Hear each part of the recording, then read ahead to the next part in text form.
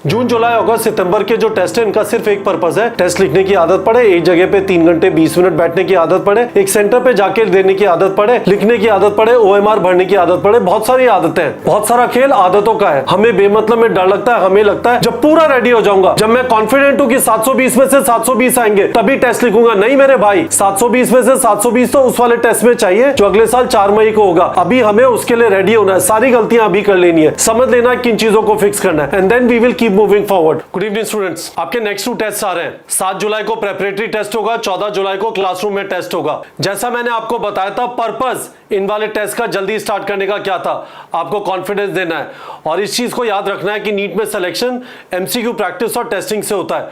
बहुत ज्यादा डिस्ट्रैक्शन है आपके आसपास, आई एक्नॉलेज, पर जो पढ़ने वाले हैं वो पढ़ रहे हैं। जिन लोगों को रेगुलरली एमसीक्यू प्रैक्टिस करना है कर रहे हैं। मुझे खूब सारे स्टूडेंट्स हमारे प्लेटफॉर्म पे दिखाई देते हैं।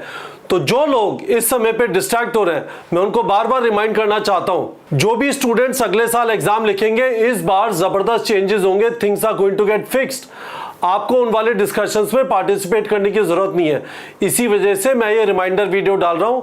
7 जुलाई को प्रेपरेटरी टेस्ट और 14 जुलाई को क्लासरूम टेस्ट। समझ लीजिए जरा, पहली चीज why write test early, confidence build करना है, क्योंकि हमें पता है नीट में सिलेक्शन एमसीक्यू प्रैक्टिस और टेस्टिंग से होता है। Even if you are not completely ready, even if 100% confidence नहीं है, इवन इफ आपने रिसेंटली ये वाले चैप्टर्स पढ़े नहीं है, फर्क नहीं पड़ता, क्योंकि ये वाले टेस्ट हम वापस करेंगे।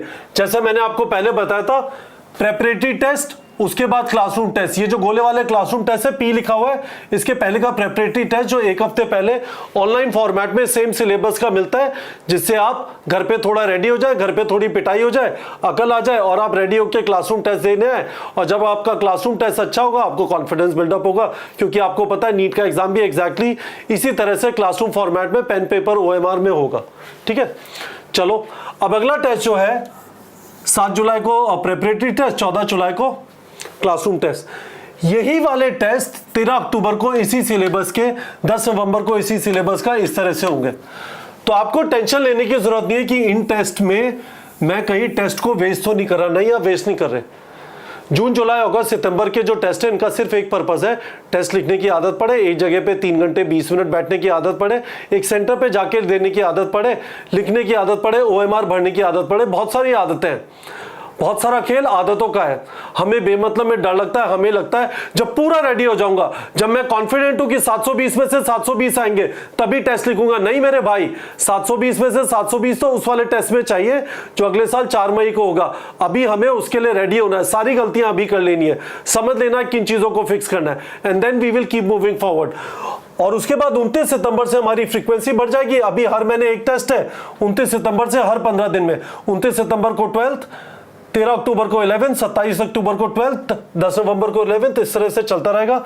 ये टोटल 23 ऑनलाइन जो पी बने हुए, पी वाले preparatory test plus 23 classroom test है। All of these are full duration test, सारे के सारे फुल ड्यूरेशन, यानी 200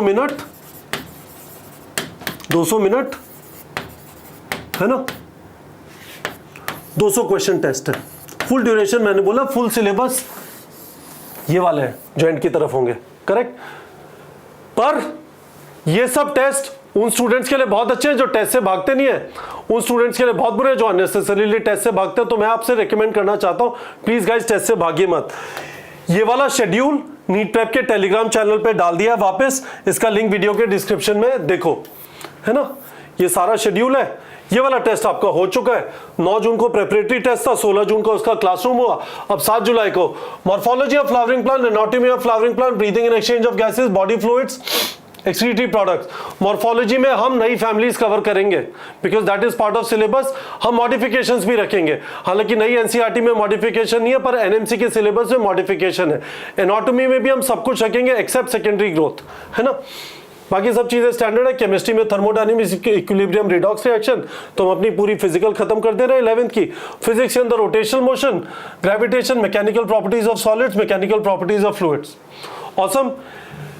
ये टेस्ट मिलेगा घर पे, इसी सिलेबस का क्लासरूम में मिलेगा। इसका मतलब ये नहीं कि यही टेस्ट मिलेगा, टेस्ट डिफरेंट होगा, सिलेबस सेम होगा, तो डबल तैयारी हो जाती है। That is fantastic, that is how we start building our concepts.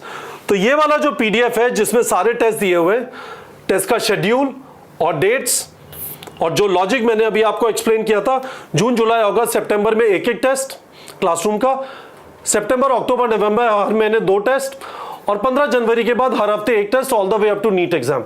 ठीक है, चलो आगे चलते हैं। नेक्स्ट चीज क्या है,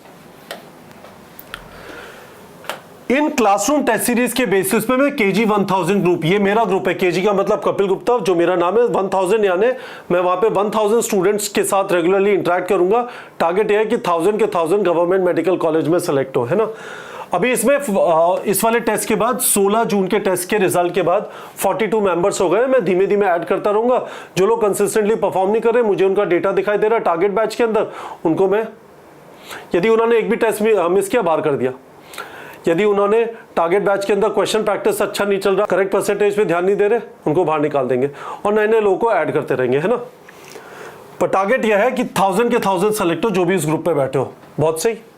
नेक्स्ट चीज, अभी 150 सेंटर है, हम कंटिन्यूसली ऐड कर रहे हैं। मोस्ट प्रॉब्ली अभी बिजनौर आ जाएगा, मोस्ट प्रॉब्ली अभी अलवर आ जाएगा, मोस्ट प्रॉब्ली अभी मुर्शिदाबाद आ जाएगा। तो ये है सेंटर्स का लिस्ट, है ना। एक बार देख लेते हैं। अरुणाचल प्रदेश में, आसाम में, ये वाला लिस्ट भी वीडियो के डिस्क्रिप्शन में लिंक है, उस पर अवेलेबल है। नीट पेप के टेलीग्राम चैनल पे भी डाल दिया। बिहार में काफ़ी सेंटर है, छत्तीसगढ़ में भिलाई, रायपुर में, त्रिपुरा में सेंटर्स है, दिल्ली में 6 सेंटर्स हैं, गुजरात, हरियाणा, जम्मू कश्मीर में अभी नहीं है, 2 जम्मू में, गोवा में 1 है, महाराष्ट्र में काफ़ी सारे सेंटर हैं, उड़ीसा में, भुवनेश्वर, बालासोर, कटक, पुरी में, पंजाब में 5 जगह सेंटर है, राजस्थान में 3 सेंटर है, इसमें होपफुली अलवर ऐड हो जाएगा। उत्तर प्रदेश में काफ़ी सेंटर है, वेस्ट बंगाल में काफ़ी सेंटर है, उत्तराखंड में 2 सेंटर है, तमिलनाडु में, चेन्नई में है, मध्य प्रदेश में 4 जगह सेंटर है। मध्य प्रदेश में एक्चुअली 5 जगह सेंटर है, ग्वालियर आपको दिखाई नहीं दे रहा वहाँ पे। कर्नाटका में 4 जगह सेंटर है, झारखंड में 6 जगह सेंटर है। तो if you want to write test, आपके चांसेस है आपके आसपास एक क्लासरूम टेस्ट सीरीज का सेंटर, यदि आप नॉर्थ में है या ईस्ट या वेस्ट में, डेफिनेटली अवेलेबल होगा। ऊपर कश्मीर और नीचे की तरफ जो हमारे 5 स्टेट्स है, हम कोशिश करें वहाँ पे और सेंटर्स ऐड करने की। ठीक है, मैं आपको ये चीज़ बता देता हूँ गाइस, अपने दिमाग में बैठा लीजिए, टॉपर्स टेस्ट मिस नहीं करते।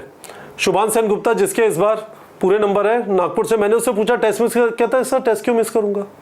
मैंने कहा कोई रीजन, कहता रीजन का मतलब ही नहीं है, टेस्ट के अलावा और क्या तरीका है पता करने का कि मुझे कहां पे मेहनत करनी है, मेरे कौन से एरियाज वीक है। तो मैं आपसे पूछना चाहता हूं, एक चीज लोगों को बताइए कि this is why they should not miss a single test. What would be your reason? Finding your weak points. और कोई तरीका नहीं है पता करने का, राइट? बिल्कुल भी नहीं, कोई भी तरीका नहीं है दूसरा। जब तक आप टेस्ट नहीं लिखोगे एक कंट्रोल्ड एनवायरनमेंट में अंडर प्रेशर, आप जब तक सॉल्व नहीं करोगे, आपको आपके वीक एरियाज नहीं समझेंगे, पीरियड। और उनपे जब जो आपको आता है वो आपको 1 महीने बाद भी आएगा, जो आपको नहीं आता उसी पे आपको वर्क करना है। अच्छा सर, ये तो पूरा फिलोसफर है, मतलब बिल्कुल इसने 2 चीज कही, pressure pressure and in an environment. तो ये जो प्रेशर जो है ना, यस, ये वो प्रेशर है दैट मैटर्स। और टेस्ट का मतलब ही क्या है? टेस्ट का मतलब क्या है? यू आर चेकिंग समथिंग, अगर मैं सही समझ पा रहा हूं।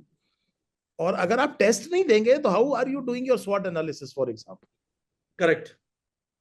और इसने कितनी बढ़िया बात कही, वो मैं कई बार बच्चे हंसते भी हैं जब मैं क्लास लेता हूं, तो पहले ही कह देते हैं सर ये वाला डायलॉग हमें पता है। मैं कहता हूं क्यों पढ़ते हो कि आरबीसी का जो लाइफ स्पैन है वो 120 डेज है। बार बार जाकर के वो जो कह रहा है कि आपको 1 महीने बाद भी पता होगा, 2 महीने बाद भी पता होगा। सही बात है।